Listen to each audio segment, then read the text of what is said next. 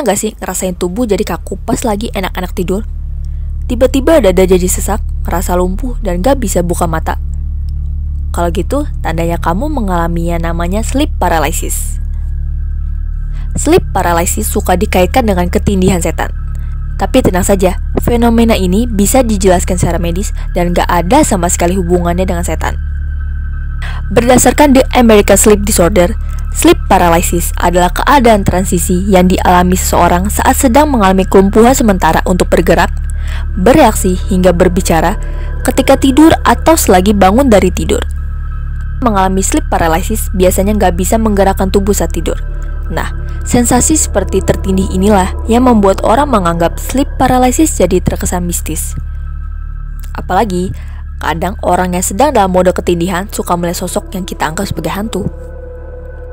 Proses ketindihan bisa dijelaskan secara ilmiah.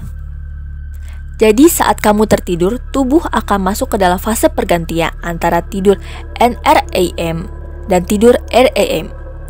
Selama fase tidur NREM ini, tubuh terasa sangat rileks karena berada dalam proses pemulihan.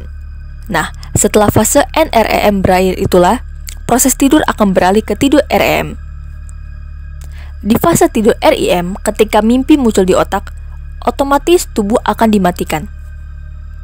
Kalau kamu sadar sebelum fase ini selesai, kamu akan mengalami ketindihan. Otak kamu belum siap buat mengirim sinyal bangun, jadi tubuh masih diambang antara sadar dan tidur. Itu dia yang jadi alasan kenapa tubuh jadi kaku, sulit bergerak, dan gak bisa bicara. Lalu, kenapa kita ngeliat hantu?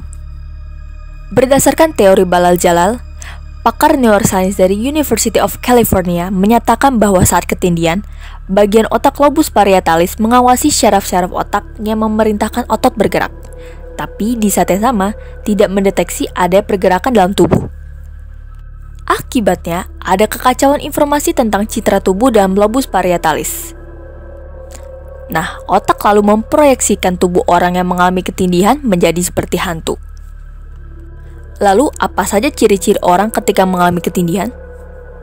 Sulit bernafas karena dada sesak, masih bisa menggerakkan bola mata, tapi nggak bisa bergerak, berhalusinasi dan merasa ketakutan. Fenomena sleep paralysis biasa terjadi selama beberapa menit atau paling lama 20 menit. Setelah itu tubuh bisa bergerak dan bicara lagi, tapi mungkin kamu akan mengalami ketakutan untuk tidur. Sleep paralysis bisa dialami oleh siapa saja. Belum ada penyebab pasti dari ketindihan, tapi beberapa kemungkinan seperti pola tidur yang tidak teratur, gangguan stres pasca trauma, gangguan kecemasan, hingga insomnia.